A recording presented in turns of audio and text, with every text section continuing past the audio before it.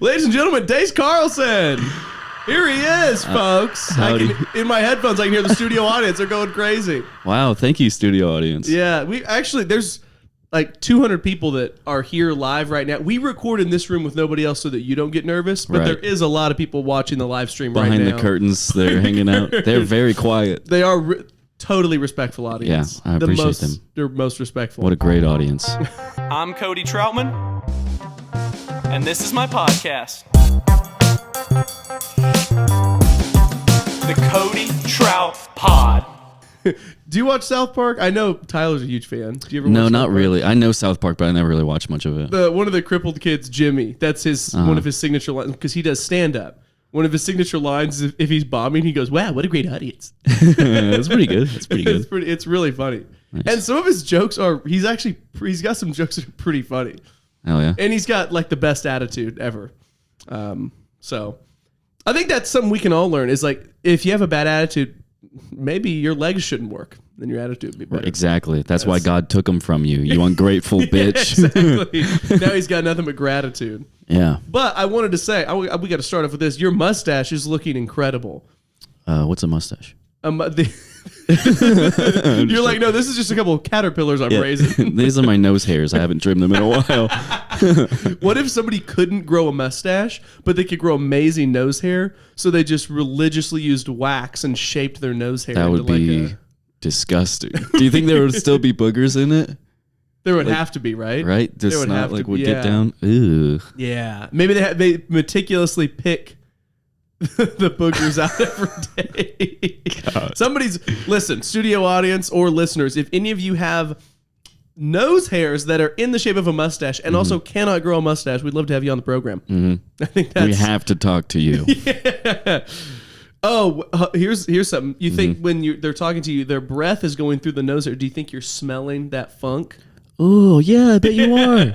I think anybody who's got nose hairs long enough to go a solid inch or two outside of the nose is not a person who smells great. That's a good barometer. Because, it's interesting. Like, you know how you can see a picture of somebody and you'll think, oh, I bet that person smells bad. Yeah. What are the indicators that someone smells? I would say, like, unkempt body hair. Maybe that's sexist or racist on me, but if they've got big nasty wart on your face, like a really way too big one with a lot of hairs on it. Yeah, that's... If a person is dead, I automatically assume that they typically probably are smell pretty worse. stinky. Yeah. Yeah. What are other? I would say homeless. Homeless, sweaty. Stink. Yeah, sweaty. Oh Yeah. Yeah. If they got the stains under the armpits. Yeah. Yeah. I saw something the other day, and I'm sure it started as a joke, and I'm sure half the people are doing it as a joke, but there is a community of people, and this is real, that they believe that, like, hygiene products and beauty products are all like a big scam. Oh, yeah, and they use crystals or whatever. And they don't shower. Yeah. And there's these guys. And they're wrong. Yeah. They are the stinkiest people on the planet Earth. In an era of uncertainty and misinformation, we can be sure about this. Yeah. If you don't shower, you smell bad. Yeah. That's true. They just weren't taught good hygiene or something. Yeah. Well, you know what? So, like, there's because there's women and men that do, and the women in the community are a little more like, kind of like, oh, it's like ethereal and natural. Yeah, it's like earthy. Yeah. Yeah. The guys in the community are way crazier. They're like, it's a government psyop. I'm not gonna let the government vaccinate my kids or shampoo my hair. That's for sure. I knew a dude. I'm not gonna say his name. It's not Cody. Caleb McCurry. Wink, wink. But he's like one of these guys who does not wear socks or shoes at all in restaurants, anywhere, and in public. Yeah. And he is a stinker. It's bad. He looks like a caveman. It's brutal. Great guy, like him, just from afar. Yeah. Yeah. More of like a phone call relationship. Yeah. Whoa. Brutal. So he doesn't, it's not even like a sandal situation. He's barefoot. I'm sure he wears sandals when he's feeling fancy. Because I have tender feet, so I would really struggle Yeah, me too. My feet get real sensitive. I was going. My brother and I, we were going to swim at this dam one time. Yeah. And I took off I'm always wearing socks or shoes in the house. Socks always. So my feet are really tender. I never go barefoot. Yeah. And we went and like there's like on the shore. It's just pebbles and rocks and stuff. Brutal. So I'm in the shade. I take off my socks and I'm running to the water. And it was tickling. It was tickling so much. So I was like, as I was like running to the water. That is It was not. a good time. I thought you were going to say it hurt really bad. Because it wasn't too bad, but it did tickled. It tickled a lot. That's so interesting. So I was like, with every step, I was just, I was running to the water. I just imagine your brother swimming around. You're like, I'm actually going to go run around on shore more. You're like, I'm done swimming. You're just running laps. Yeah, pretty much. It was a good time. That's pretty cool. Yeah, tender feet. Crooked toes, too. I got one toe that's... Oh, you have crooked toes? Yeah. Whoa. I got one toe that's real crooked. I think I broke it skateboarding at some point. Whoa. Yeah. And I don't think there's much you can do about a broken toe. Damn. I think you just got to have a broken toe if it heals on its own. But that, I mean, is it like, do you think it's like a cool battle scar or just like, it's It doesn't annoying? look cool. Dang. Yeah. That's why I wear socks and shoes all the time so people don't have to see it. It's brutal. You broke a toe. You used to skateboard a lot. Do you still skateboard? Here and there, yeah. Yeah. Not as much as I used to. I never would do like really big tricks or anything like that. I just did flat ground flip tricks. I got good at that because I was always scared of getting hurt, like hurt bad. So I would Emotionally? yeah, getting my feelings hurt, which that happened a couple times skateboarding too. But yeah, so I just do flat ground flip tricks. So I haven't. How good did you get? Like, because I got super into skateboarding. The most I could ever do was an ollie. I'll get ollie, kick flip, like anytime dude, a kickflip I is wanted. sick. Yeah, like tray flip. No way. Yeah, we could go. I have a lot of tricks that I could do. The tray flip is impressive. Yeah, and yeah. Tray flip is pretty cool. That was my best trick. That was the best To test my remnants of skateboarding knowledge, a tray flip, correct me if I'm wrong, is a kick flip where the board also rotates horizontally 360 degrees. Yeah. God, that's cool. Yeah. It's a kick flip and a 360 shove. Damn. Yeah. So sick. it's like a pop shove it. Just kidding. Do two of them at once. Yeah. And the just Psych. kidding. Also, the board's kick flipping. Mm-hmm. Wow. And you do all that midair. Dude, you that's psych 'em out so midair. cool. Yeah. How hard is that trick? I'd never even progressed to where I could attempt such a thing. It was mostly hard just because the board spins a lot and it's really scary. And I was always a little kid, so I would put everything into it. And most of it I couldn't like get all of the rotation down. But as I got older, it got easier. Damn. It's all in the scoop. It's all in the scoop, kids. What's the scoop part of it? The back foot. Okay. Yeah, that one's more important than the flicking of the front foot. The flicking of the front foot does the kick flip, and then the scooping of the back foot does the shove it rotation. Whoa. Yeah. Okay. So with the front, did you ride regular or goofy? Goofy. Goofy. So Yeah. with your right foot, you're flipping. Left foot is I'm scooping. Wow. Yeah. Flip and scoop. Yeah. What do they both happen at the same time, or do you get one started and the other? You kind of scoop first, and then you just barely flick it. Barely flick it. It's mostly in the scoop. That's really cool. God, I wish I was. There's so many skills that I was like that I would think it's like, dude, it'd be so cool to be good at that. But it's like that's like a hard skill to learn. Yeah, I've always enjoyed things like that, and this goes to comedy as well as just like things that it takes there's a mastery to it. Like you can never be as good as you're possibly ever going to be. Or, I mean, I don't know, maybe you could reach that personally, but there's always room to grow. I always have gravitated towards those things. So skateboarding and comedy have a lot in similar there, where you fail and you fail and you fail and you fail.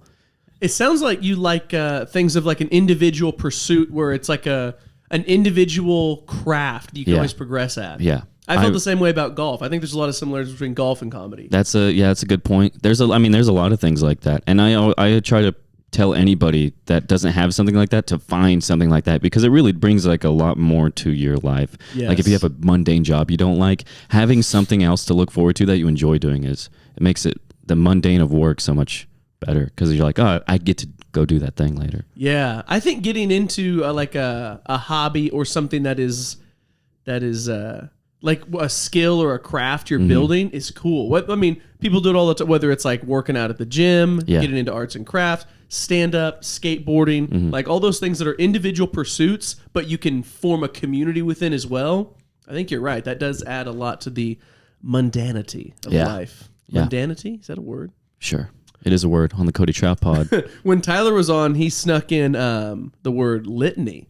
Whoa. Yeah, he was just telling I don't a know the story. meaning of the word. What is it? A litany is like so like an example of it would be like there was a litany of factors that contributed to this outcome.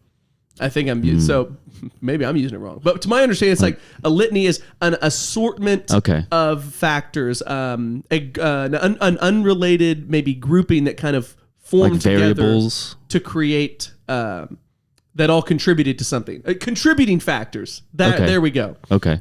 So like there was a litany of reasons that you know what? Now the more I talk about it, the less confident I'm becoming.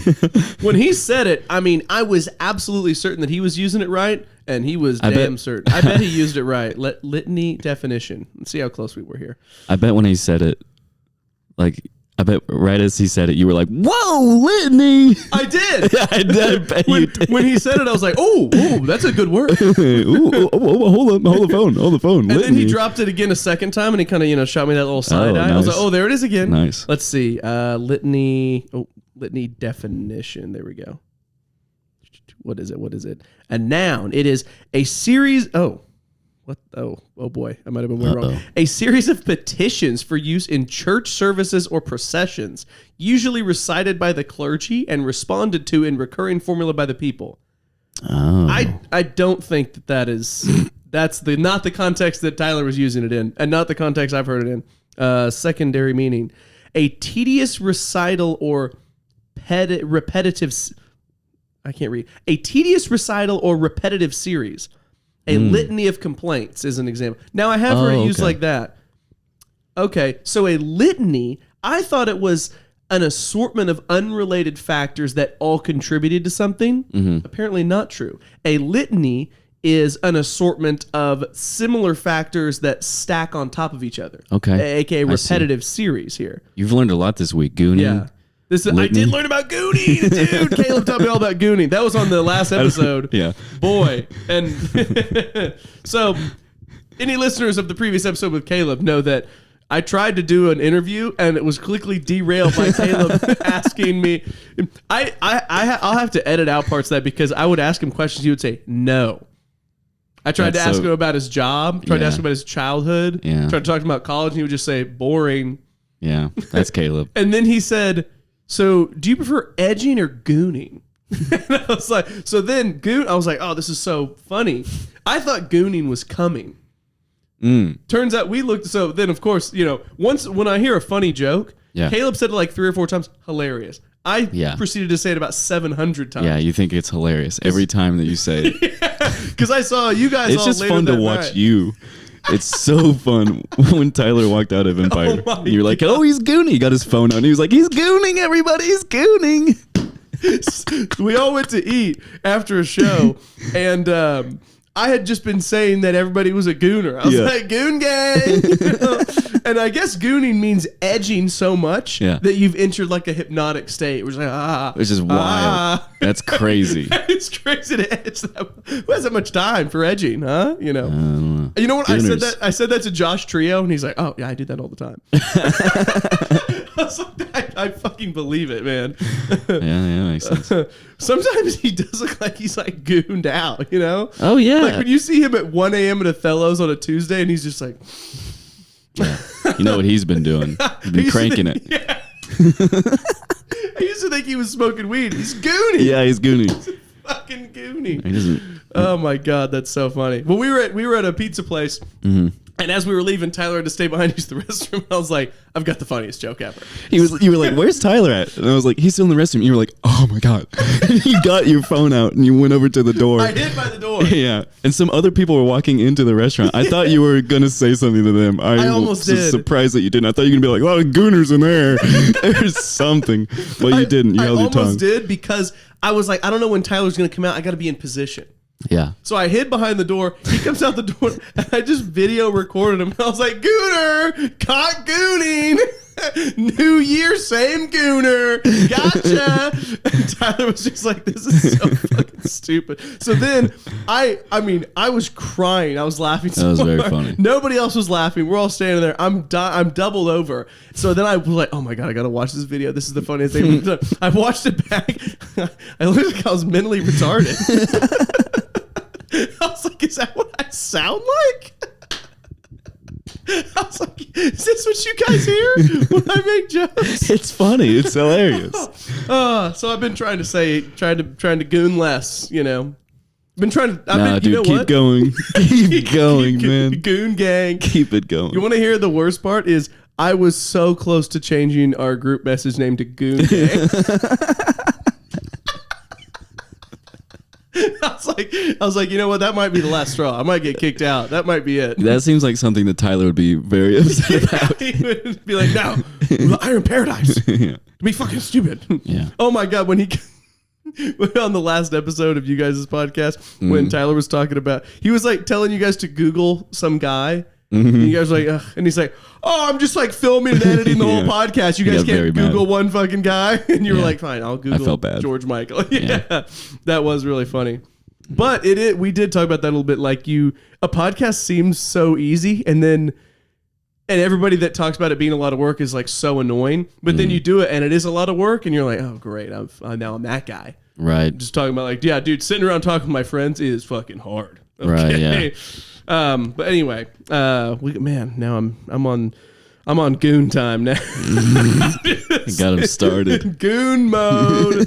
Oh man, we might have to take a little goon intermission. Check out the Patreon. Me and Dace are gonna be gooning. I want to be Dace and my Carlson on the Patreon. Just Dace and his Carlson over there. Yeah. Oh my God. Well, you know what? Mm-hmm. I think I did write you a song. I want to trust me. This is the time for it. Okay. So just when I wrote it, I thought it was so funny. Then I looked back and I was like, "This is so gay." So just pretend I have a guitar. Okay. I tried to find a guitar. Do you know how to play guitar? No, I just was gonna like have an instrument. I almost texted Justin C. I was like, "Hey, can I borrow your guitar? I gotta sing Dace a 20-second song." All right, here we go. His name is Dace Carlson. Makes me want to commit the cardinal sin. Makes me want to kiss him again. And he's sitting there thinking, we've never kissed before. Oh yeah, we have. Hold on, it gets better. I can get through it. This is the solo of the song. This is where the guitar solo comes in. This is where. Yeah. You know what? I don't even remember the name. I'll tell you the story. So the song told the story. Uh-huh. The song was supposed to be me trying to sing about you, but then admitting that I had kissed you in your sleep. And that every time you went to sleep, I would kiss you. Then I would ask you, did you have good dreams? To see if me kissing you had made your sleep more pleasant. Mm-hmm. So I'm gonna pull a random day out of my head. Kind of a gay dream catcher. December 27th. Did you have good dreams that night? Oh God, you know what? I did. Whoa! I had a wet dream. Yes. So that was. God, that song sucked. Not my best work.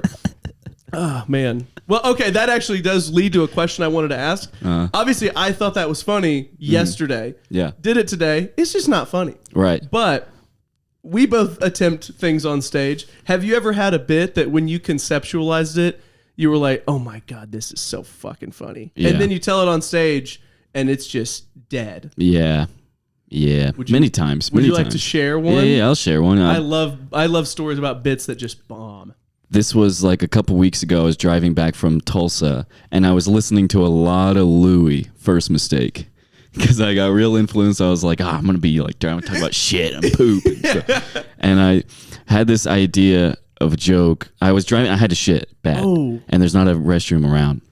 And I thought that whenever you have to shit really, really bad, and it's at the point where the turd is about to leave your asshole and you keep puckering it to keep it in. Yeah. It's like, I was trying to equate that to when you go to a friend's house and you've been there all night, you're tired, you want to go home, and you're halfway out the door and they're one of these people where they're like, oh, did I tell you blah, blah, blah, blah. And then and now you're back in it again. And then you're like, all right, I got to go. And then oh yeah, Susan was there or whatever. And now you're back in it. Oh crap, Susan, holy shit, that's crazy. I haven't seen her in so long. And then I was trying to think of that, and then I thought, and then it's as if whenever I finally find a toilet, it's as if the friend is like, all right, get the fuck out of my house, then, you ungrateful fucking asshole. I thought it was so funny. Tried it out at once at White Rabbit. It bombed terribly. Probably will never try it again. Even though part of me still thinks it's kind of good. You could revisit it. It could be a revisit. Maybe one day. What about you? I do. You know what? I like the imagery though, because we have a visceral physical experience. You're making parallels to like social commentary, right? Where you're hype me up on this bit, dude. I'll do it on Tuesday. Your stomach is like a rude, inattentive friend. You know? Oh, okay. And this shit is like you. You got places to be. Yeah. You have a purpose. Yeah. And your stomach's like, no. And your asshole's like, well, the asshole is the asshole is the inattentive friend. It's like, wait. And then when he's done with you, he's just like, get out. Now it just sounds like I'm gooning with shit in my asshole.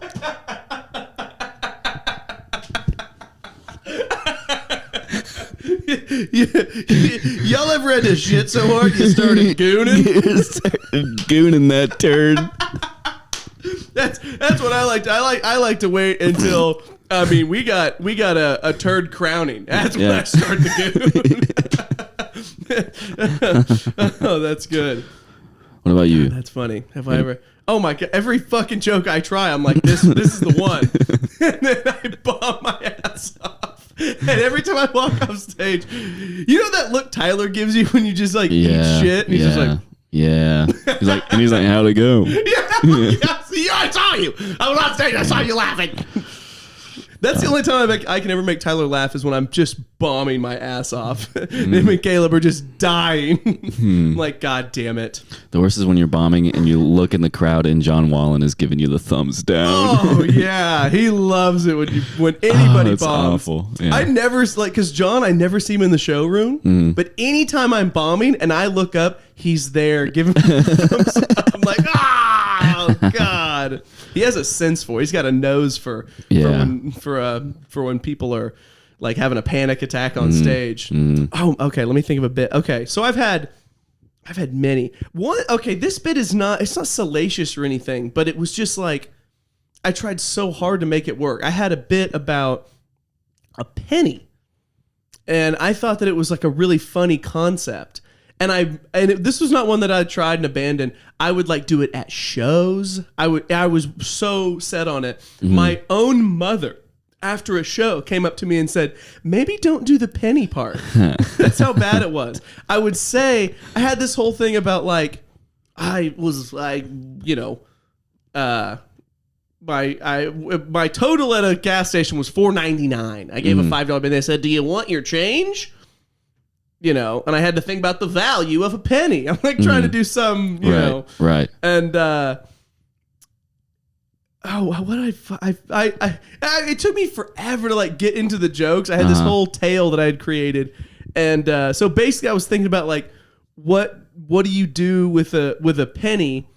But it was also pissing me off that the cashier was like, do you want your change? I was like, well, it is my legal right. You know what the worst part of this is? After I abandoned this bit, Joe List did a similar bit to this, and it was crushing. Oh, and it was like amazing. Damn. And I was like, damn, I've tried that, and it was terrible. But anyway, so I was like, but want kind of cool though. It's kind of cool. Well, it just shows that he was able to take an idea and make it funny, and I was not. But anyway, so I'm taking too long to tell the story. Basically, I would say, like, you know, give me the penny. Then I was like, well, I was thinking about it. Should I want the penny? And then I was like, well, a penny saved is a penny earned. And I was like, well, a penny saved is dog shit. That's not. What's your? So I would go on this rant. I'm like, "What's your retirement plan? A nickel?" Right. You know? right. And I'm like, "A penny earned is even worse." Can you imagine doing work and being paid a penny? yeah. I would shoot somebody. I would rather do it for free. Right. You know, so I go on this big rant. Nobody ever would laugh, and they would just be like, "Okay." I kind of like it. It's not bad. I can see it. It was something. But yeah, my own mother was like, that's not funny. Also, the whale 5, that bit was bad. Yeah. I used to have a bit about how whales are self-centered creatures.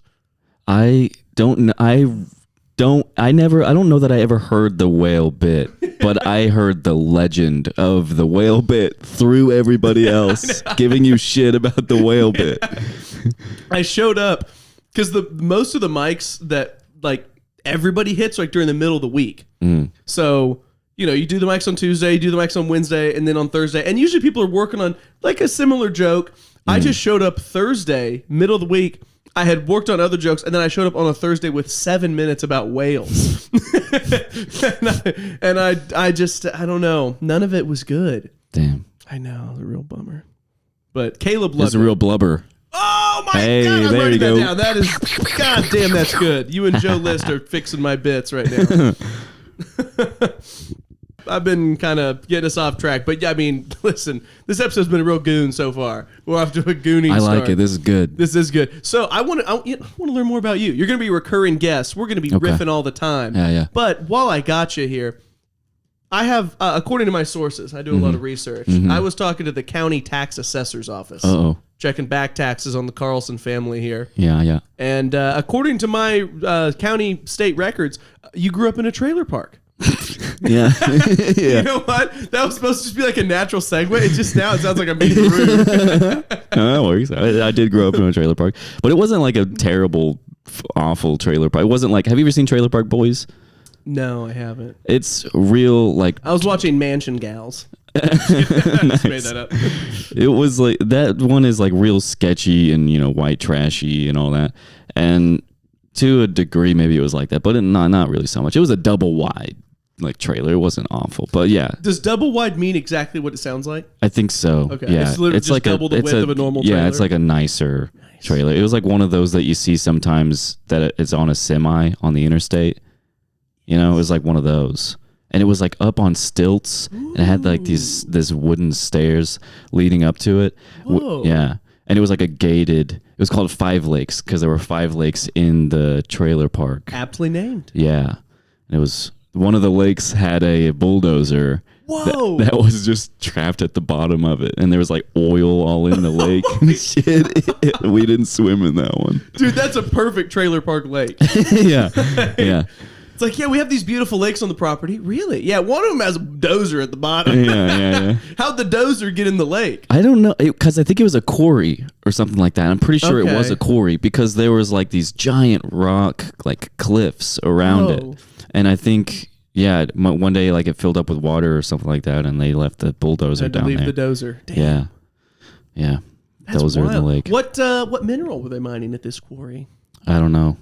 Rock? I have no idea. This was long before I ever lived there. Gypsum, perhaps. Maybe. I don't know what that is. I was trying to think of like a widely available limestone, maybe. Maybe, perhaps, yeah. Yeah. Let's just both say different rock types until we metal. Pop. No. Popsicle. Grunge rock. Oh, Like grunge rock. I see what you're doing. That's clever. That's clever. That's good. No, sorry. The way you did the finger gun, you changed my life. I with did, finger yeah. You guns, tell me by the this. way. Because I used to do a lot of finger guns. Mm-hmm. I would aim it and I would have the index finger horizontal, the thumb straight up vertical. Right. And I would move the wrist up and down like I was it's no good. firing. You got the blowback, which is good. You got the blowback. That's But accurate. it felt too stiff. It felt dorky. But then I saw Dace one time. He points at you and he goes index finger horizontal, thumb vertical, but then the thumb cocks the hammer down. Oh, yeah. And oh, yeah. to me, that was the cool. It was so subtle, but yet so poignant. You also treat that like I invented. You did. I definitely I've never did seen not. anybody Other else people do that. This is totally what other people do. Other people are doing the Carlson, is what you're telling me? I think so. Yeah, they're It's doing caught my on? bit. They're doing my bit. Everybody else is doing my bit. That's my thing. Finger guns, I own that. Yeah, but really, ever since then, I do them all the time. And anytime I ever do it at like a cool moment, I'm like, just so you know, I did learn that from Dace Carlson. You guys know Dace Carlson? You got that in the phone flip. Oh my God! Phone flip. Okay. This was the coolest moment I've ever seen. Ruined it. So I had a friend that was at the open mics, and it was an attractive woman at an open mic. Yeah. Already, she's just That's no man's land. she's having a tough time. Uncharted territory. But That's scary. The one, bright spot was her and Dace were having quite a beautiful cocktail of conversation. And Dace was like, "Is she single?" I was like, "She is single. Go for it." So Dace initiates like this was a while back, but by my recollection of it is that you were like, "Yeah, let me get your number," and she was like, "I would love to give you my number."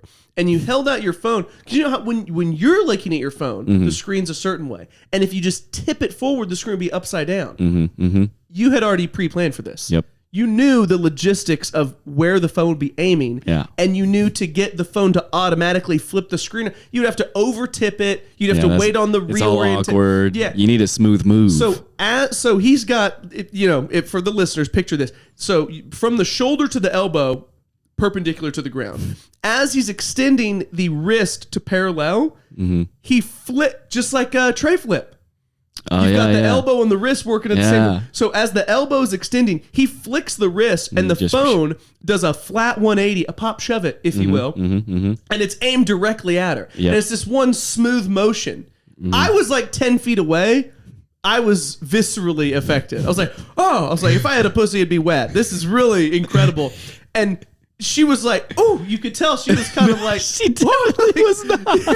From my perspective, she was affected by it. Oh, wow. And so she put her real number in there. She looked at you and said, "Nice, smooth moving, baby." Something real groovy like. And then she left. Yeah. I was knocked to the floor by the force of your move. Yeah. I was picking myself up. I said, "Oh my God, Dace, that was incredible." And you're like, "What? That move?" Yeah, I was like, "No big deal. I just flipped the phone." And then you hyped me up so much. You were like, "Yeah." From your I told my perspective. What was your perspective on that and the aftermath? I got her number. I flipped the phone. Got her number. And then she was leaving. I got her number as she was like leaving. Perfect timing. She left, and then I went to you, and I was like, "Got her number, no big deal." And then you were like, "Really? How'd it go?" And I was like, "Yeah, I just got on my phone." And then I did the phone flip to you, and then you went, "What?" It is the most incredible thing I've ever seen. And I was like, "Well, that's not a big deal." And you were like, "You did the flip thing? You did the flip?" And I was like, "Yeah, I just did the flip. It was no big deal." And then you got me. I was like, "Oh man, that was kind of smooth. That actually was kick ass." So then I texted her. Yeah. And I was like, "Pretty sick phone flip, right?" And that destroyed any riz that I had before that. Just gone. She didn't compliment you back on the phone flip? She didn't say I think maybe she did, but I think I hammered down too hard on the phone flip. You just mentioned it in every text. You're like, "Yeah, you know any cool restaurants that let a phone flipper like me in the doors?" You saw how smooth I flipped that phone. Wait till I unclasp your bra. Imagine what else I can do. You're like, tray flip. I can also flip skateboards. Yeah. But yeah, I think you had it in the bag. I think you chose to pursue other options. Now you're in a beautiful, wonderful relationship. Oh yeah. With a woman. I can't believe that. But yeah, that was a long time ago. But my gosh, that story remains poignant. It was fun. So I skipped over the trailer park element. My dad grew up in a trailer park. That was the whole really? That's the whole connection I was trying to make. I see. I got caught gooning, Hell yeah.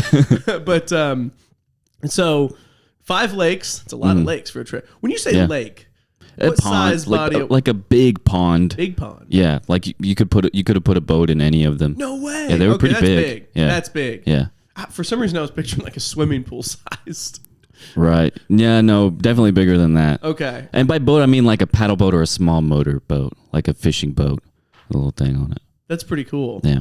I mean, I was actually picturing like the bulldozer sticking halfway out of like a puddle. No, it's down It's deep. way I've down. never seen it, but the oil, you can see the oil like all on the surface of the water. Did any of the kids ever try to like swim down and touch it? Maybe. I think it's like deep. So I don't know. We didn't swim in that one. We were like, no, we're not swimming in that one. Yeah, but people would like scuba dive down there and go see the bulldozer, I think. Dude, yeah. that's cool. Yeah. That's you know what that's like? That's like the rich guys getting in the submarine and going to see the Titanic. Yeah, it Those is guys like that. Scuba diving to go see the Yeah, dozer. right. Like on the Titanic, you know, Jack gave Rose a fanciful diamond. Maybe one of these guys that was driving the dozer prank called a hooker or something. It's like Yeah. Maybe. She was like, paint me like one of your French girls. And he was like, let me fart in your face. Oh, what's the difference between a lima bean and a chickpea? You told me this yesterday. Did? Yes. It's a good one. I like Because it. you think the joke is going to be something about chickpeeing. the street joke is I've never paid lima to bean in my face or something like that. Yeah. I've never paid to have a lima bean in my face because the joke is that you have paid to have a chickpea in your face. Right. So I say, what's the difference between a lima bean and a chickpea? And I say, one is in the legume family and the other is more in the sprout family. That's my version, which is good. I like your That's version. good. I'm That's good. telling you. That's good. Have you heard Stinky Johnson's new joke? Where he's like, oh, what did he say? He's like, what's the difference between like taking a shit and like I don't know. And the punchline is that like he's like I'll pay a bitch to take a shit on my chest. It's the way he tells it is funny. He's like a fun guy. Yeah, he is fun. He's a funny guy. Yeah, I don't know.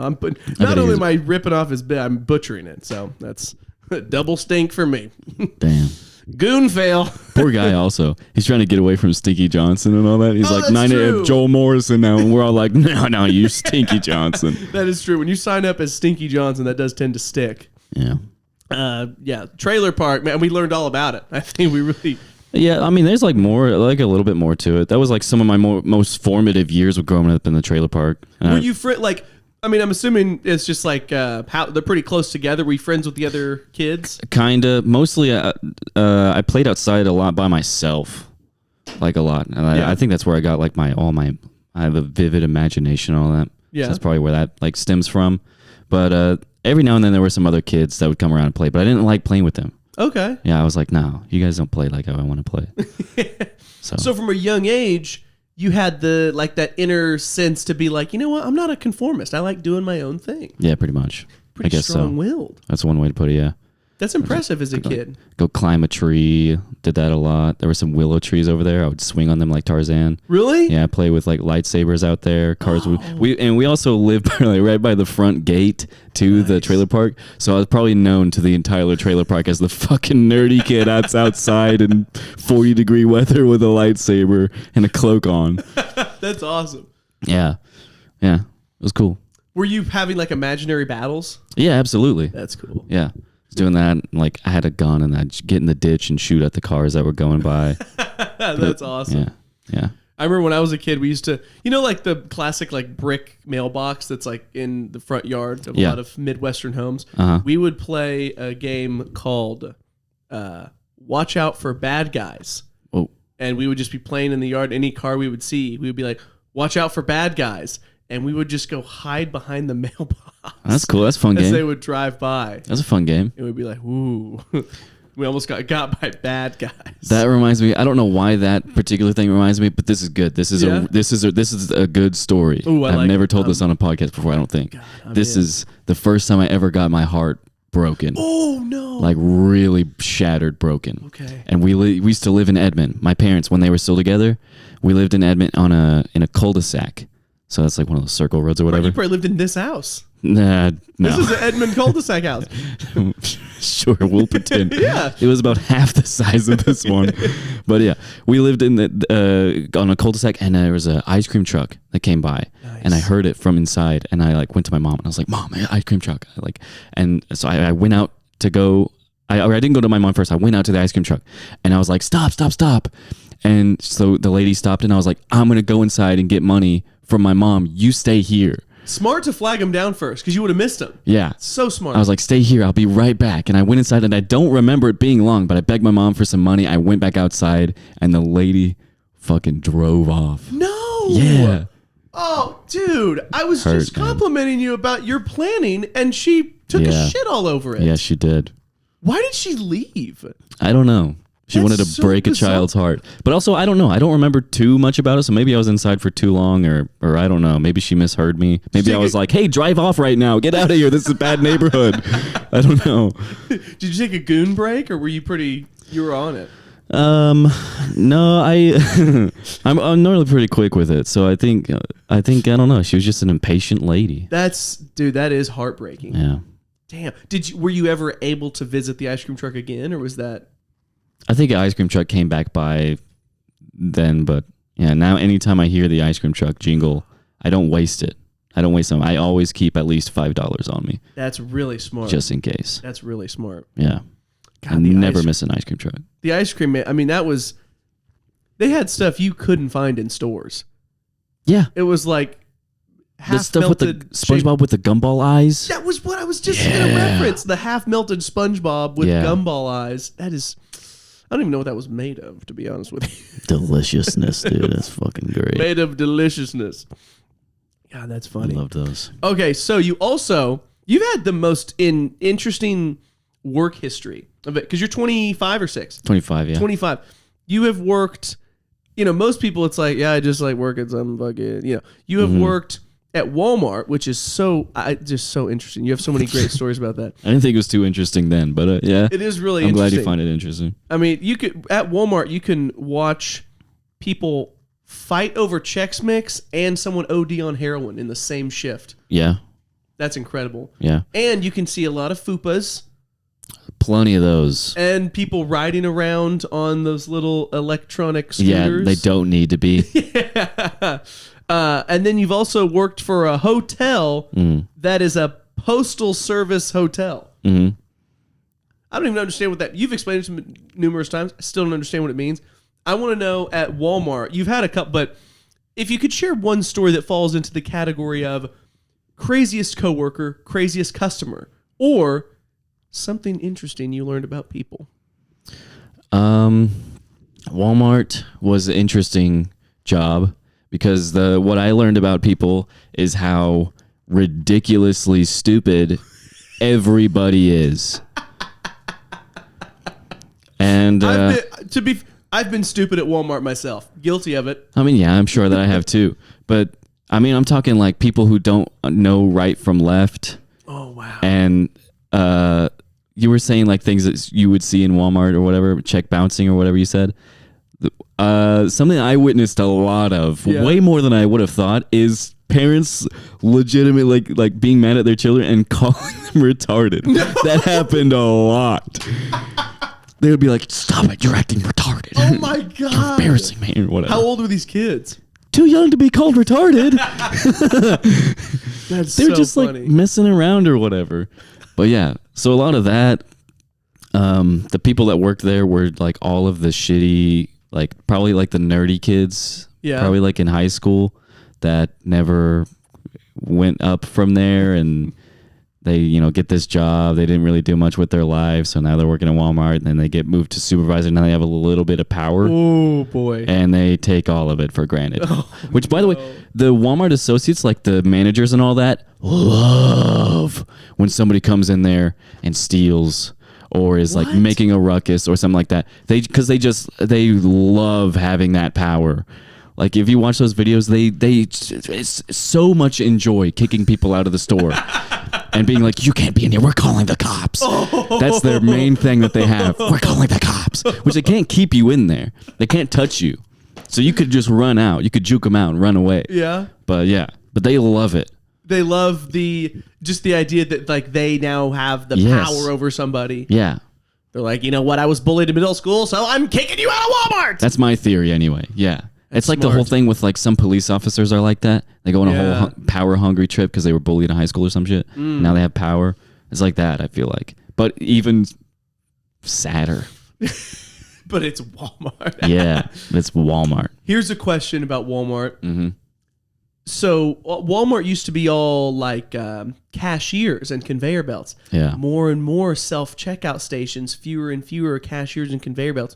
What was the morale like in the Walmart as the self-checkout stands are replacing the hard-working Walmartites? Well, morale in Walmart typically at an all-time low every single day. Is it really? Just because it's Walmart. Everybody hates their fucking job. Is there any camaraderie between the workers, or everybody's like, "Fuck this"? Kinda. There's like cliques, like really? Yeah, like there's the sports sporting goods section, and then there's the automotive guys, and then there's like the stocking team, and then there's the online grocery pickup people. Whoa. And then there's the apparel people and the cashiers. Everybody has their little cliques, and maybe they kind of mingle a little bit, but yeah. Was there a clique that was like the cool kids, or a clique that was like the losers?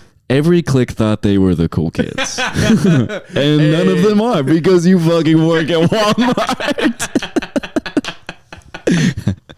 Oh, that's so funny. I was in Cap 2, they call it. So we would unload the truck every day.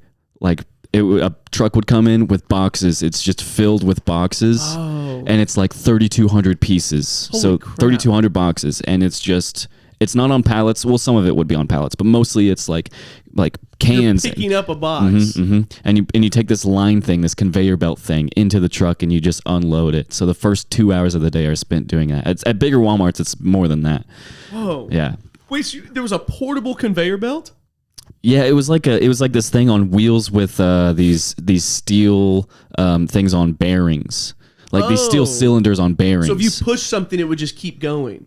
Yeah. And like the wheels, it was like an accordion, so you could like stretch it out. Whoa. You know what I mean? Yeah. Whoa. That's cool. Yeah, it was like that checkered fencing looking stuff. Yeah. Or whatever. You know what I'm talking about? Yeah. I can picture it. That's really got all the cool tech at Walmart. I guess so. Yeah. That thing would pinch you like a motherfucker. Oh, this was great. This is a really good. Yeah, this is a really funny Walmart story. Oh, this is great. I've never told this.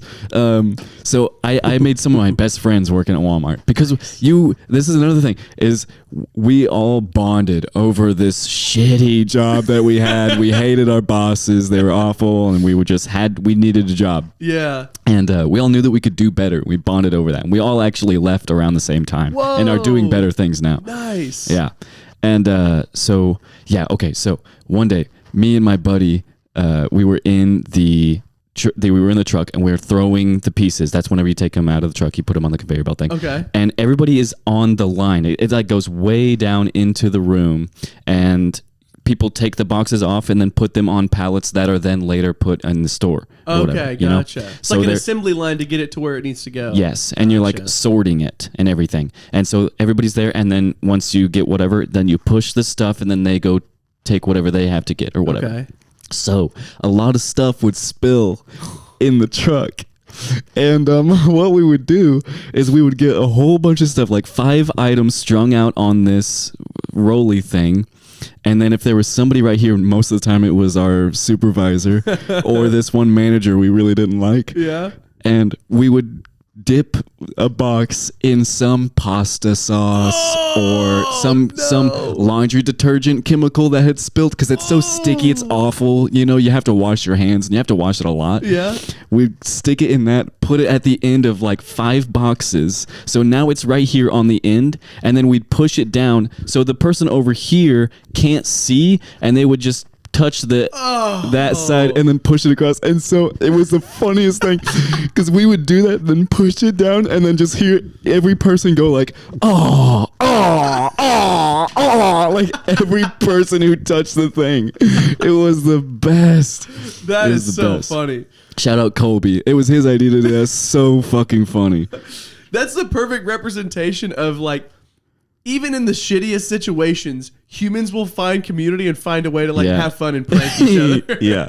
It was the best. Just listening to them like, oh, and then another person, oh. I just love the idea of like you and this guy Colby in the truck, like, hey, listen, this job sucks, but look at that guy, he's got marinara on his hand. Yeah. And we would always like say, because it took us about 2 hours to do it, we were getting paid like we were getting paid like $13 or something like that. So every day, like afterwards, we'd be like, all right, yeah, $26 for doing that shit. But it was like people who work in a restaurant can probably like relate to this. It's like you don't really like the job. The job sucks, but kind of the times are fun because you make friends and shit like that. And I don't know. I can relate to that because me and my best friend used to work. Technically we were supposed to work quote unquote security for these corporate events. It was mostly like wedding receptions and stuff. But I mean, we were just like glorified janitors. Like we mostly did like the prep and the cleanup, and it really did suck. But the times are really fun because you're just like fucking around. Yeah. You're there till like 3 a.m, like scooping up Alfredo sauce off the floor, you know. So I get that. I love brutal. Your story of an assembly line marinara sauce spread. That's so funny. It was so good. It was so funny. I enjoyed that a lot. I was working the freezers at Walmart, and I chose to do that because nobody else wanted to do it because it sucked.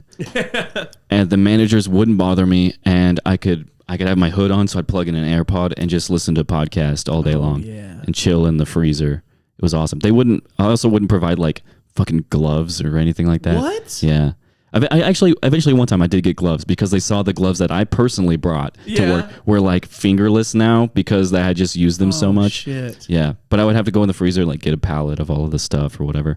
Dude. And, every day, when I would go into the dairy cooler, that's like when you go to Walmart and the doors where the dairy stuff is at. Yeah. You know how there's a room back behind there? You were behind it? Yeah. I would be back behind there getting those boxes. You were behind the dairy. Yeah. Whoa. I was in there, which I always kind of, as a kid, I was always like so curious about what's back there or whatever. Because it's sometimes you can see through the, you're like, people are back. You were back there. Yeah, you were in the dairy vault. I was the guy back there. Yeah. Did you ever like chug any of the milk? Dude, that's exactly what I was getting. Oh my God. Sorry. Yeah. No, you're fine. Every day, like that's where they would have all of the overstocked stuff. So I would go in there and then scan the things, and it would tell me what goes on, what needs to be stocked or whatever, and I'd put on a pallet, blah, blah, blah. Well, they kept all the dairy shit back there. And I love chocolate milk. Yeah, you do. And so every day, I just take a little chocolate milk. There you go. It started out, I was buying them, and then I realized how much I sucked. I just hated Walmart, and I was like, fuck them, big-ass corporation, fuck it. You bleed them dry. Yeah. And I would just take a chocolate milk, and there was like a hole in the wall. We would put there was like this hole in the back room in the wall, and we would just stuff shit. All of our trash. And you put the bottle in there? Yeah. Nice. Yeah, we'd do that or whatever. I love thinking of like when it finally gets full and they have to like repair the wall and they take off that piece of drywall. 40 chocolate milks. Just a mountain of shit pours out. Oh, that's awesome. Dude, those are great stories. Fuck, that's so funny. It was all right. I have had a lot of weird jobs. Like I worked at Mazio's. That was my first job. Did you really? Mm-hmm. I was slinging Zaws. Whoa. Yeah, and that's what I was in high school. That was like my first job. So it was kind of cool. That was a cool first job, working at a pizzeria. And I would just make pizzas all the time for myself. That was cool. I could do that. And my friends would come by. I'd give them a free pizza or whatever. Whoa. But yeah, I would just plug in my AirPod and listen to Pandora Louis C.K. radio all day long. That's how I found a lot of comics I like now, like Mark Norman and Dan Cummins and shit like that. Yeah. Chad Daniels. Oh, Chad Daniels. I remember when you said when you were working in the freezer, you were just listening to podcasts all day. Mm-hmm. Now you're on a podcast. Oh yeah. Oh yeah. You've made it. I have made it. There's going to be some guy in a freezer listening to this. Yeah, maybe. He's going to be like, you know what? There's hope for me. Yeah. I mean, he's probably working at Target or someplace shitty, though. He's probably not at Walmart. I bet Target would be better than Walmart, though. Walmart's the big show. Walmart's the front lines. Yeah. It was brutal. Yeah. So at Mazio's, okay, so when I was a kid, my baseball team went to Mazio's once. I got horrible food poisoning, so I never went back. Oh, no. But everybody loved Mazio's. Yeah. Is the pizza there really good? It's all right. I mean, it's kind of cheap. It's good. I like it, but it did kind of ruin the pizza for me after a while because I just was eating it all the time. Yeah, you're there. And you smell like it all the time. That sucks. Because I love Chick-fil-A, but I bet if I worked at Chick-fil-A, I would probably not like it as much. Yeah. And I was working at Mazio's with my mom. My mom was working with me. Yeah. That's so interesting. What was your... It was embarrassing, man. That sucked. What was your mom's role? She was like up at the front. Okay. Yeah, like cashier, I guess, or whatever you'd call it. She's like taking orders. She's like, okay, thank you. Daisy baby, Pretty one much. sausage. Yeah. She would do shit like that. She is completely the mom that does things like that too. Oh, I think that's it's so funny. Was she technically your boss, or were you guys just different departments? No, just different. She How was funny just would it be if upfront you and I got promoted and you were her boss? Would have been wild. You fire her. That would have been crazy. I go home and I'm just like, keep that mouth shut. You keep piping up. I'm going to make work hell for you tomorrow. That would be so funny if you fired her for not giving you an allowance. That would be wild. Yeah, worked Mazio's, and then when I moved to Norman, which I moved here. Wait. I Oh, want yeah? to chime in one joke. Yeah, you good? You know, the worst part about being your mom's boss, she never wants to exchange sexual favors for a promotion. Quid pro quo. Quid pro quo. Yeah. Quid pro quo, Clarice. Have you seen that? You're not a big movie guy. Have you seen that? I know what you're talking about. Yeah. Silence of the Lambs. Yeah. A little bit of a tongue twister. Anyway, so you after Mazio, sorry, I interrupted the. Yeah, after Mazio's, moved to Norman, and nice. I was supposed to have a job whenever I got here, or whenever I got there. Yeah. And that ended up not having because the second wave of COVID hit. So then I was out of a job for a while, and I was just living off the stimulus checks. Yeah. And I felt like I felt like a piece of shit because I had just moved in with my brother, and I was like the brokest I've ever been. It was bad. Yeah, I tried doing Postmates, but I was just kind of lazy and didn't. I did like 2 orders, and one I got paid $7 for. That was like way out of the way. It was like way too out of the way. But I remember being like, no, it's like $7. That's pretty good. And I was like, well, that's a night for me. Time to turn in. Yeah. I only did like 2 orders. And then I got a job at, it was like a seasonal job at Amazon warehouse. Okay. Yeah. And I was basically putting boxes on pallets there off of like a giant conveyor belt thing. You've already been doing that shit. You good at it, I bet. Yeah. You're This like, was before Walmart. This was before Walmart. Oh shit. Yeah, so that's where I got all my. This was my big sales pitch to Walmart whenever I needed a job. You're like, I heard you guys are trying to compete with Amazon. Yeah. Well, I was an inside man. Yeah. I get a little something. I know all about how they stack their pallets. Let me tell you, you guys got nothing on them. Hire me and I'll teach you how to do it. That's good. Yeah, I worked there for a while. That was weird. I got like 2 hours. It was a bad job. Damn. It was like 3 a.m. too, and it was just weird. And yeah, that was a weird job. There was this one nice thing though. Yeah. There was this old black lady, and she asked me to put this thing on top of this pallet. It was too tall for her to reach. Yeah. And so I was like, yeah, of course. I like picked it up and put it up there, and she was like, "Thank you, baby." That was the best thing. Oh, that's nice. That was the best thing that ever came out. When a Amazon. Southern black woman, sweet talk shit. I was like, oh my god, lady, if you ever need anything else, I will kill for you. It's so nice. She's a sweetheart. Okay, sugar. Thank you, baby. And then I was working Hobby Lobby warehouse. That was even worse. That was the worst job I've ever had in the world. Yeah. Whoa, what made Hobby Lobby worse than Walmart and Amazon? I was a robot. What does that mean? I was being controlled by a robot all day long. I had a headset and a scanner on my hand. Whoa. Yeah, and I had a piece of paper. I was a picker. So I was in a warehouse full of inventory, and it's all numbered and organized and everything. Okay. I would get a sheet of paper. These are my orders. They had a barcode. I'd scan it. The robot would tell me where to go in the warehouse. I'd go over there. I'd scan that thing. It'd tell me how much to take. I'd take that much. I'd tell it that I took it.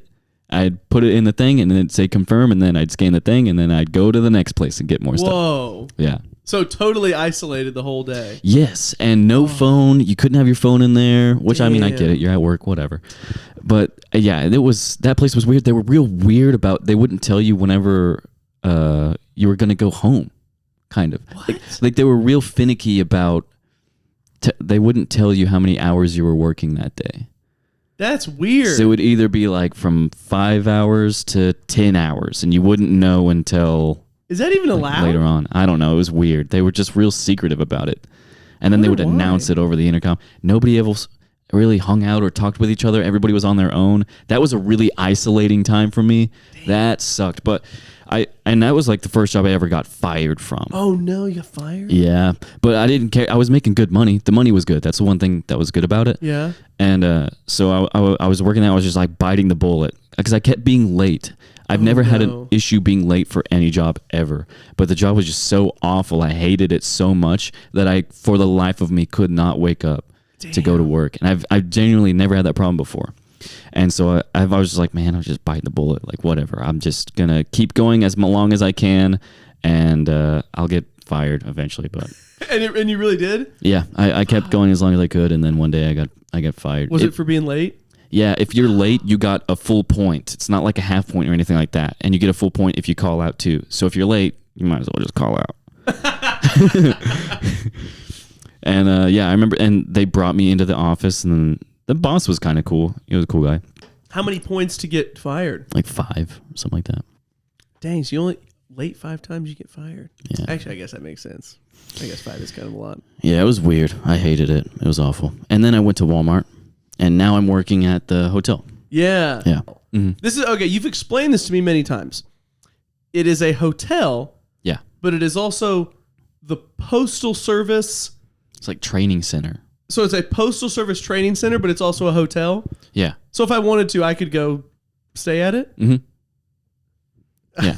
I'm just having a hard time. Like, the hotel is separate. It's like on a campus. Okay. So there's other buildings. So there's a campus, a hotel, a postal service, and a training center? Yeah, it's like a whole thing. They own like a lot of land there, and there's like volleyball court and like a tennis court and all that kind of stuff. Yeah. Are you allowed access to that, or is that like a hotel thing? I think so. I think if you just bring a ball, you probably could do that. Yeah. I don't see anybody stopping you, but yeah, it's like apparently there's like 2 of these in the U.S., and it's where postal students are sent to train. And I think it's not like your driver who goes to your house and delivers your mail. That's kind of what I was picturing. Yeah, no, it's like these guys who work on like machinery or something like that, like big machinery, like I think like sorting machines and stuff like that. Oh, yeah. Okay. So they have like, these huge warehouses full of these giant conveyor belts that go in whatever. Whoa. And it's guys who like repair those and stuff like that. I think a little bit. I really don't know too much. Interesting. So because you work maintenance, you don't work. You're not maintenance on the big machines. You're maintenance in the hotel. Yeah, Okay. just basic maintenance stuff in the hotel. Fixing a light bulb, fixing a vinyl on the wall, Gotcha. tables wobbly, or whatever. Painting. A wobbly table pisses me off. So Yeah, you're a I saint hear you. for that. Yeah, we try. Isn't it almost every table you encounter is wobbly? How does that happen? I don't know, man. They're insufferable bastards. How does a table become wobbly? Because every restaurant I go to, like every coffee shop, the table wobbles, and I'm assuming it didn't always wobble. What happens to these tables? It's either like uneven floor or like tables on the bottom of the legs. They have like these screwy things that go down there. That is like a cushiony type of thing, and they're not all even. So honestly, what most of it is just whoever built it is lazy. It didn't make sure that it was level. Because you can adjust the height of the foot a little bit. And some of them you can't. Maybe it's just poorly built. One leg is shorter than the others or something like that. Gotcha. Or maybe it broke at some point. Fascinating. And tables. 2025. Still haven't mastered the table. Electric cars. Still working on that one. That is funny. And stinky people. Still got some of those around too. Got to fix that. Stink. We have wobbly tables. Mm-hmm. Awful. That's interesting. Yeah. Go ahead. I was just gonna keep saying it's a fun job. It's cool. It's my first ever maintenance job. So those skills are awesome to learn too. That's sick. Just like basic handyman stuff. That's good for like a man to know. Yeah. Just around the house things or whatever. So I do feel like it. as the world gets like a little more modernized, because it used to be like a lot of or somebody in the household just had to learn all that shit. Right. But now I think less people have to learn it because. My dad, he's a window cleaner, so he blue collar. He works outside with his hands all the time. So he made sure to like teach me some stuff. Right. But I always felt because he knows way more than me about like fixing shit and all that. I always felt a little guilty that I didn't know. Yeah, same. My dad's like a handyman guy like that. That's cool. Yeah. So it was a good opportunity to do that, and it pays. It's like the best paying job I've ever had. That's nice. And it was morning shift so that I could do comedy. Yeah, but I didn't start out doing maintenance whenever I moved over to the hotel. I was working at Walmart, and then one of my buddies, one of my friends that I was talking about earlier, we were all like in this tight-knit friend group. We would hang out outside of Walmart all the time, and we were really close, good friends. My first friends I ever made in Norman whenever I moved. Oh, that's cool. Yeah. And Do you still hang out with them any? Nice. my roommate is one of them. Oh, Yeah. that's sick. Yeah. So we were working at Walmart, and then one guy left, got like a good blue collar job, getting paid better money, and it's a career path that is better than Walmart. And then my other buddy got on at the hotel, and then he got me on, and I was just doing I was a helper to the housekeepers. Okay. And that was awful. Wait, I remember when we did a show together in Norman, and you had invited some people from the hotel, and these 4 Mexican women who didn't speak English didn't speak English came at to all. watch our English comedy show. That was the funniest and nicest thing, because they were they're sweethearts. We have no idea what's going on, but they were super psyched to see you. They were so proud of you, and they had no idea what you said. There was one that spoke English, and I would tell a joke, it would hit. And then the others that don't know would be like, what did he say? What did he say? Whispering over to her. That's awesome. Yeah, it was fun. And she was like, oh, he was making a joke about how he loves thick Latina women. And they're like, and Dace Goon. Guno. Have you ever heard that Jeffrey Asmus bit? He said you can do an accent as long as it's wrong. That's accurate, yeah. So then he would be like, oh, me so Muslim. That's Jeffrey good. Asmus. He says that he did, because I listen to his podcast sometimes, and he brings it with every new guest. As soon as they do a voice, he's like, you can do an accent as long as it's wrong. It's pretty good. And then he always ends the episodes by being like, this is episode 158, 76 of which have been N-word free, 10 more, and we get to drop one. It's just so. You know one of my favorite comics? Who? Michael Richards, but I just like this one set that he had.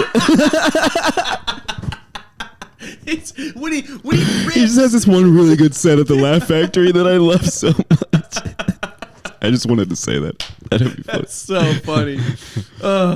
Have you seen the Dave Chappelle bit about that? Yes, set? it's so good. My He's like, God, every time I see this backdrop, I think about Kramer fucking up. Yes, dude, it's so good. That was when he was in his prime. Everything he said was just so funny. Yeah. His whole way of being was just so he was electric. Funny. It was I can't imagine being that funny. I wish I could get there. I know. That would be awesome. I could be Dace Chappelle. That's true. Your first names are similar. Yeah. Whoa. Pretty cool. Pretty cool. I got a new bit about my name that I like to do. Oh, you do have a good name. Bit. You're another in addition to? Yeah. This is just something I like to do just out whenever I meet somebody new. Yeah. This is I don't think anybody else has done this. Probably maybe somebody has, but I just said this one time and I'm like, oh, that's good. This is a keeper. This is a good bit. You can use it if you have a unique name. When you meet somebody new, and you say hi, here, let's act it out. Yeah, okay. Hi, I'm Dace, and then you say hi, oh, that's a very cool name. Okay. Yeah. Hey, I'm Cody. Hi, I'm Dace. Whoa, that's a cool name. I appreciate it. It was a birthday gift from my parents. Oh, pretty good. Bang it. Pretty good. Then you hit a finger gun, phone flip, goon sesh. Yeah. That's pretty good. That's how it goes. Birthday gift from pretty your parents. good. Pretty good. Oh, let's act it out again. Okay, okay. Hey, I'm Cody. I'm Dace. Whoa, that's a cool name. Oh, I appreciate it. It was a birthday gift from my parents. Which birthday?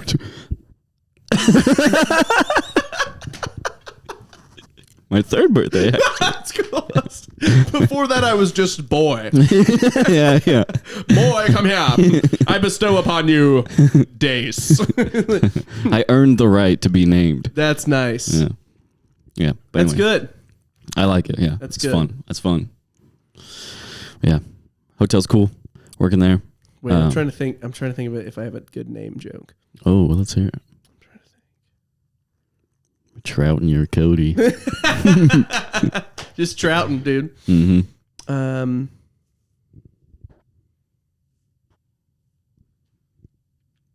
Oh, this is a good one. Okay. So now we'll do last names, but same conversation like we just had. Okay. So you start to be like, hey, I'm Carlson. Yeah, I'm Carlson.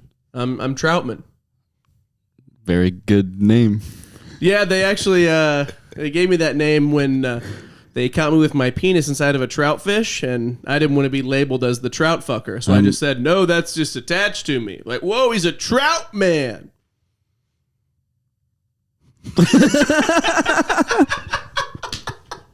That'd be fun to let it linger. Yeah.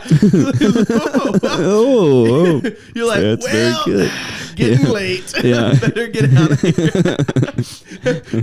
Super, I showed you that bit of that Rory Scovel special. He has a joke in that special about how his wife got into crystals.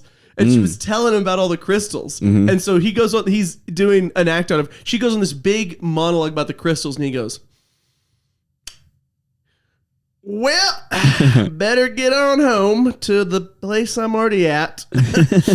Better get out of here and beat traffic. So, good talking to you. I'm going to go circle the neighborhood a couple times. That's funny. Dude, he has a 10-minute bit in that special about the logistics of how a gangbang starts. It is so fucking funny. And he like imitates it like that it's in a small town and like everybody like kind of knows each other. Right. Like you meet up with the girl and he's like, Lisa, how's your mom? You know? Yeah, that would be wild. And she's like, oh, she's out of the hospital. He's like, I should have visited. Tell her thanks for the card. I got it this holiday season. Yeah. You know? Yeah. And then he's talking about like, how does it start? Mm-hmm. You know? He's like, well, you know, like it just has so many there.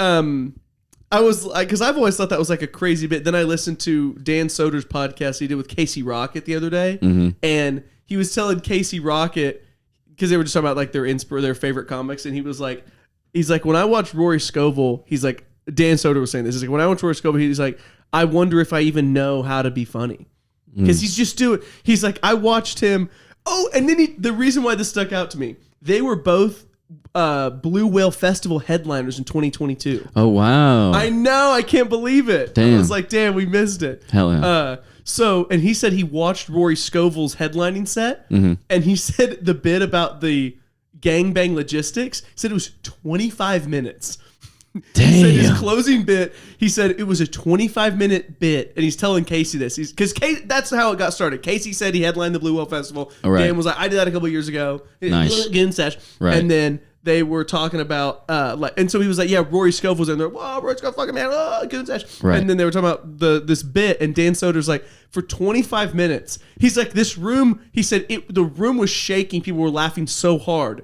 And he's acting out this bit about, you're playing catch in the backyard, waiting for the gangbang to start, but you want to be ready, so you're naked and hard, just like tossing the pigskin around. Yeah. Like, and yet, like in the bit, he's like talking, like the guy's like, "Hey, why don't you run a little button hook for me, a little comeback route for me?" Yeah. You know, and they're like, "Hey, Lisa's blowing a guy." I'm like, "Oh, hey, let's get in there." Like taking starting early. And then there's a piece of it where he's like, "What if one of the guys like gets like shy and bashful?" And they're like, bro, we've all been hitting it. Come on in. Lisa's looking for you. And he's like, nah, she ain't looking for me. Damn. No, Lisa, that's funny. That's very funny. Lisa doesn't want to fuck me. She won't even look at me. But anyway, I went off on a tangent. That's hilarious. That was good. That's a good bit. Back to you, Mr. Carlson. Oh, boy. Dace, birthday gift from your third birthday. They gave you a name. I remember we were talking very recently. Because I love people's niche interests. You said one of your niche interests is World War II planes. Oh, yeah. What got you into planes? What's your favorite characteristics of them? What's your favorite thing about them? So, okay, what got me into planes... You're like, they're big, but they can go in the air. Sorry, I'm just kidding. Go ahead. How? I don't understand how. They weigh so much. When I weigh less than a plane. When I jump, I come right back down. I tried running with my arms out, and ain't nothing happened. Yeah. Well, there's the plane. It's got like fire coming out its ass. It's in the air, and then they ran one into Hawaii. They started a war, and I was like, "Wow, that's cool." And then, like 50 years later, 2 of them Taliban is wrecked into our towers. Yeah. And I was like, wow, planes are cool. Think of every great event that's happened in the world. Last 100 years, every major world event, there's a plane involved, wasn't there? Yeah. Listen, that's why I'm into planes. I want to hear why you're into planes. Yeah, those are very good reasons, solid reasons. Yeah, I got into planes because my uncle... when I was younger, we called him Uncle Mad Dog. Oh, that's awesome. Yeah, he you was had an Uncle Mad Dog. Yeah, he was a badass. That was his call sign. He was an A-10 Warthog pilot. Do you know that thing? Jesus Christ. No, I'm imagining it's a plane. Dude, the plane is built around a massive 30 millimeter Gatling gun. Jesus It's like this huge gun. They built the plane around it. Whoa. It looks kick-ass. It's on the nose, the Gatling gun, and it's just like, and then like destroys whatever. It's called the Tank Buster. Oh like it my destroys God. tanks from above. It's like a close air support. Is the Call of Duty kill streak the Yes. Warthog? That's yes. Dude, those things are crazy. Yeah, isn't it? It's kick ass. Whoa, he was in one of those? Yeah, he flew one of those in Desert Storm, I think. Jesus yeah, so he was like a registered fucking badass. Wow. And when I was in like 8th grade, he passed away. Brain cancer took him. Damn. And I went to his funeral, and I didn't know him that well. He was like, he was away in Louisiana, so I didn't see him very much or anything like that. And I went there, and I always liked planes. I always thought they were cool, but I didn't know too much about them. And then I went there and learned all of this stuff about him and everything. And then I was like, man, I always played video games, so I wanted to play like a airplane video game. Yeah. And so I got this game. It's called War Thunder, and I love War Thunder. I've heard of it. It's like real planes that are real. Yes. It's not like fake. Yeah. And it's planes, tanks, and ships. I think they have ships now and helicopters too. Damn, they got a lot of shit. Yeah, but back then it was just planes. Okay. And I played the shit out of that game, and I fell in love with World War II history and all that stuff, and I just loved World War II planes. And it's like another one of those things of just like the personal growth or whatever, just like something you could never be like. The skill ceiling is like infinite. Of a pilot? Mm-hmm. Okay. Like there's so much to it, and you learn from it and everything. So I would like play the game and like die or whatever, and then I'd like figure out like to do this maneuver, and you have to take into consideration your airspeed versus and your altitude versus their plane and their altitude, Whoa. their airspeed, what their guns are, all of this stuff, and I get really super nerdy about it, and I just love it. And then World War II airplanes are just really cool to me because that was a really cool time for like innovation, of course, of just across the board, not just airplanes. Yeah. But yeah, like the engines that they would use, and then they figured out like how they could like with the guns to shoot in between the propeller, you know. Oh. Like the gun is like right there. I think they did that World War I as well, but pretty smart. yeah, like they figured out this mechanism where the gun would shoot in between the propeller as it's going. The propeller's going fucking fast. Yeah. And they created a mechanism to make sure the bullets went between the blades. Right. Wow. Yeah, that's really cool. And like the bombers and just the aesthetics of it all, I just think it's so cool. Yeah. And interesting. Like there's a couple of planes. Germany made the first ever like production jet fighter. Okay. Of all time. The first one. It was the Me-262, the Messerschmitt 262. Okay. And it was like, they call it the Swallow because it kind of looks like a swallow bird in the sky. And it has these two jet engines on either side of the wings. And American pilots would be like escorting bombers. And then all of a sudden there's this thing they've never seen before, going incredible speeds they've never seen before. Whoa. And now they have to fight that thing. Damn. And we still won. That's kick ass. Yeah, that's wild. It's so kick ass. Yeah. That's really cool. There's another plane that's like not a lot of people really know about, and it was like the Horton 229. Okay. They only ever made, I think, 2 of them. One of them crashed and burned in the testing of it. Like the test flight. Okay. And then the other one we captured, it's in Texas, I think, at Northrop Grumman. But it's the first ever wing aircraft. Like think of the bat wing. Yeah. It's like shaped like a batarang kind of. Like it's like Interesting. and then it has like an angle like this and like that. So it doesn't have a plane has like the solid fuselage and then the wings and then the tail and then the little thing on the elevator on the tail. Yeah. You know, and all that and the rudder and everything. I'm picturing like a normal commercial plane. Yeah. Yeah. This is like, do you know the B-2 bomber that we have? It's shaped kind of like this. That's the best way I can explain it. It's got a lot of sharp the angles. back of it. Yeah. It's just like one solid piece. It's like Yeah. a disc kind of. Yeah. They had that. Germany had one of those. Two of those. World War II? Yes. Jesus. And it was super cool. The pictures of it are really neat. Your hand symbol was excellent for that. It's kind of like a hand doing that. Yeah, that was really impressive. Okay, sorry. Yeah. That's really, because as soon as you did this, I was like, oh my God, he made the plane. Yeah, kind of. So this, I'm going to start doing boom, Yeah. boom. Yeah. That's a good one. That's a good one. And then gooning. Yeah, and then gooning, Yeah. of course. So what's, so the World War II planes, so you like planes in general, World War II specifically because of the kind of style of the era, the patriotism, the innovation, how much cool shit they were making. It was it sounded like it was a big leap in destructive capabilities of some of these aircraft. And just like cool. the heroism of it, like the pilots, everything that they went through. Yeah. And there was like a kind of a mutual respect between pilots. That is really cool to me. Did you like the movie Dunkirk?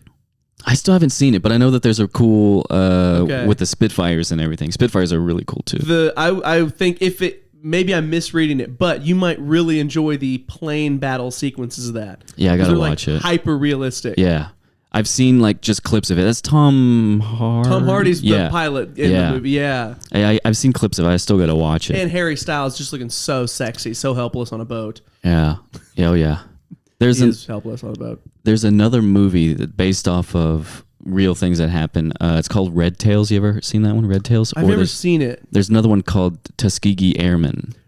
I know of it. Seen that one? Haven't seen it. Oh, it's good. It's very good. It's based off of real stuff. I did a paper in this in like high school because I was like so into it. But yeah, it was like African American. It was like a troop of black pilots that they had segregated from all of the white pilots and bombers and everything, and they kind of sent them on just bullshit missions, and they had like the rinky-dink old planes that didn't really work properly. They were a couple years old. They were outdated, and eventually they put them up to escort the bombers on like a real serious mission. And they came back to base with more bombers than they normally do with the other pilots. And that became a whole thing when that, I feel like, helped to integrate, more black pilots with, the desegregating of the military. Air Force, yeah. Yeah, of the Air Force. Because it's like, okay, listen, we don't like them black boys, but they saved a lot of our white men, didn't they? Exactly, exactly. He was like, I ain't gonna say much about what you guys get going on when it's dark out. But god damn it, can you fly? Listening to your jiving and juking, but you can spin them planes. Exactly. That's cool. Super cool stuff. Red Tail's a great movie. Lucasfilms, I think, makes that one. So Star Wars, Oh, really? Wow. Yeah, I'm pretty sure, yeah. He was like, you know what?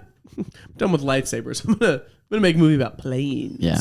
There's some of it that's like a little unrealistic. Like there's this one part of the movie where he's in his plane and he sees at one point earlier in the movie, there's this guy, he's on the tail of a German guy, and the German guy does this crazy maneuver that would never happen ever. Oh, where it's he's not just, actually possible? Yeah, he's just flying and he just all of a sudden turns completely around. Oh my God. Yeah, like a fucking UFO. And there's at one point where he's in his plane and there's a guy on his 6 and he's like, I'm gonna show him a little trick I learned, and then he does the maneuver and kills the guy, and it's like, okay, but that's bullshit. Whatever. That is funny. Yeah. Like a UFO. Yeah. Dude, that's really cool. Super, super cool stuff. Would you ever want to assume that money or resources are no object? I want to fly. Okay, that was what I was going to ask. I want to fly a plane. Would you ever want to get a pilot's license? Would you want to fly like a big commercial jet or get your own little a prop plane? I would want to get my own little prop plane. Yeah. But it's a little spooky because my biological grandfather on my mom's side died in a plane crash because he had his own personal plane that he flew. Damn. And I think the story is that he was flying with a friend and their wings collided. Oh, shit. Yeah, and he went down in a rice field. Whoa. Yeah. Where was this at? I think around here. I don't know. No. I don't know exactly where rice fields. Edmond? Well, it's somewhere in Tishomingo, I'm sure. Somewhere around there. That's where he was living. But yeah, that happened when my mom was like 19. Kind of fucked her. Damn. Yeah, kind of fucked her up. You're like, yeah, it was him and his best friend. Total accident. The best friend did marry my grandma 2 months later. They were just flying together. Accidents happen. You know? Yeah, brutal, man. But yeah, I would like to fly my own. I think that's super cool. Would you want to ever be like a pilot professionally? That's what my plan was originally. Yeah? Out of high school. Because I thought, I gave into the whole idea of you go to the structure of it. Yeah. You go to high school, then you go to college. That's what you do. And Yeah. then you get a good job, and then you live your life well, or decently well. And that's what my parents wanted me to do and all of that. And so my plan, and I took a lot of inspiration from my uncle. Yeah. Uncle Mad Dog. Uncle Matt. That's so He was such a badass. He was so cool. Yeah. And I really fell in love with planes. I thought they were so cool, interesting. And there wasn't anything in the world that I wanted to do except stand-up. I always wanted to do stand-up. Yeah. That was always there, but I didn't think in Oklahoma that I would ever have an opportunity to do it. And it was like, I didn't think that I'd ever actually do it, but I always wanted to. But anyway, so out of high school, I went to Murray State College. There's a little college in Tishomingo, and the plan was to go for like 2 years and then maybe join the Air Force or transfer to a different college to get my pilot's license that way and fly for a living or something. And ended up not working out because I hated college. It was awful. And I was only really ever doing any of that stuff because I thought that I felt like I had to, like, the structure of it all, that's what you got to do. But it took me a long time to figure out what I actually wanted to do. And I didn't until Walmart. I switched my job from Walmart to the hotel just because of stand-up. Whoa, nice. Like, Walmart, I would sit in the parking lot.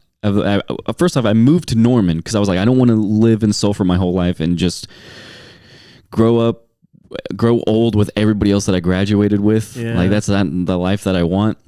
So I moved to Norman with no real plan, just like I'm moving out. I'm moving out of my hometown. Yeah. And still didn't know really what I was going to do. It was my decision to drop out of college, you know. And I thought about maybe going back for something, but I didn't know for sure. And then working shitty job after shitty job after shitty job and just being like, you know what, this sucks. This really sucks. And I kind of came to terms with the fact that I would be completely happy living a life, not making very much money, but doing something that I just like to do. Yeah. Something I enjoy. And that's not for some people. Some people can work a mundane job their whole life and that's their life, but they make good money and they build a family or whatever. But I couldn't conform to that. So I was working at Walmart, just hate the entire time working at Walmart, just hating it. And then the worst part, this is something I say in my joke, the worst part about working at Walmart is having to tell people that you work at Walmart. I felt like a lot of embarrassment for it. And I was like the disappointment kid and stuff like that, you know, and like a lot of, not even really family pressure, just a kind of pressure I put on myself, really. Okay. And so yeah, working at Walmart, I would sit in the parking lot on every break, particularly like last break, and I would just stare at the building. I wouldn't be on my phone. I would just stare at the building and just be like, what am I doing? I have to find something. Whoa. I've got to figure it out. And I thought maybe I'll do something that I can put my creative process into because I really enjoy that. I feel like I'm a creative person. I'm an imaginative person. So I thought maybe carpentry would be cool. That would be cool. Thought about that for a while, and then that didn't really work out. I just wasn't all that interested in it as much as I felt like I should be to do it for the rest of my life. Yeah, if you like wanted to really do it. Yeah. Yeah. And so then I was like, oh, this is another time where my other uncle had died. Oh, damn. On my dad's side. Yeah. A lot of people passing away. Yeah. My other uncle had died, and I remember I had a flashback. So he passed away. The night that he passed away, he went to a comedy show. Whoa. Yeah.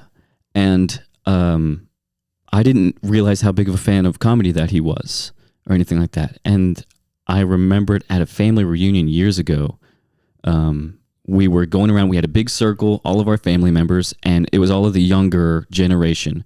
And it was like aunts and uncles that I never see up in Nebraska. Yeah. And we're going around like, what are you doing? You know? And each of the younger generation would stand up, talk about what they're doing. Whoa. And I watched as like all of my distant cousins, and I was like, I'm going to college engineering. And then the next one, I'm going to college, I'm going to be a doctor, get my PhD, and a lawyer, all of this stuff. And then my brother turns around to me and he goes, college dropouts. Yeah, he gave me a fist baby. bump, and I was like, all right, yeah, fuck. And at the time, he and I were working at the same restaurant. And at the time, I also thought that maybe YouTube would be what I wanted to do, like making gameplay videos and stuff like that. Yeah. So I was doing a little bit of that, and it came to my turn, and I stood up and I was like, I'm working at a restaurant, blah, blah, blah.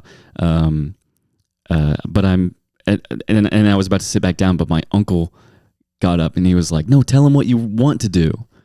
And I was like, "Oh yeah, like I have like a YouTube channel. I thought maybe that might be cool, something I like to do." And then he was like, No. Tell him about stand-up. Tell him how you love stand-up and you want to do stand-up. Whoa. Yeah.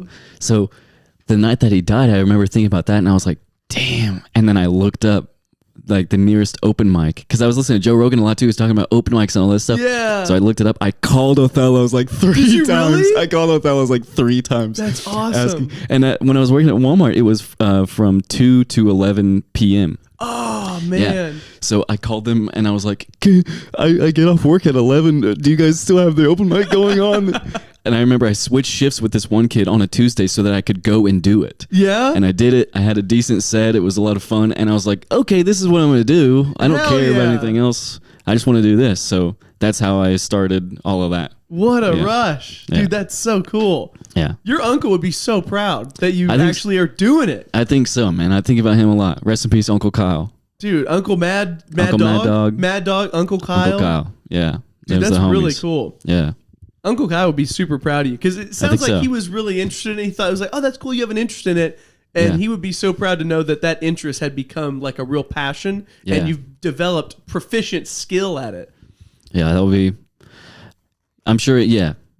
That's nice. That's very kind. Thank you. That's really cool. Thank you for sharing that. Dude, Yeah. this has been a lot of fun. Thank you for coming. This is a lot of fun, man. I Thank you know. for having me. I didn't realize I was going to get so open. I That was know. fun. I'm telling you, Yeah. it's just once you, it's like an onion. Once you peel back the layers, the tears start flowing, just like an onion. They almost did when I was talking about Uncle Kyle, man. Whew, love I that know, guy. Uncle- Love that guy. Thank you for sharing, man. I appreciate Yeah. it. Thanks for listening, man. I appreciate it. Dude, thank you for doing the episode. Thank you for having I me. can't wait to have you back. I It'll be appreciate it, fun. man. I can't wait to be back. This was so much fun. Thank you. Thank you, man. Folks, this was Dace Carlson. We'll see you next time on the Trout Pod.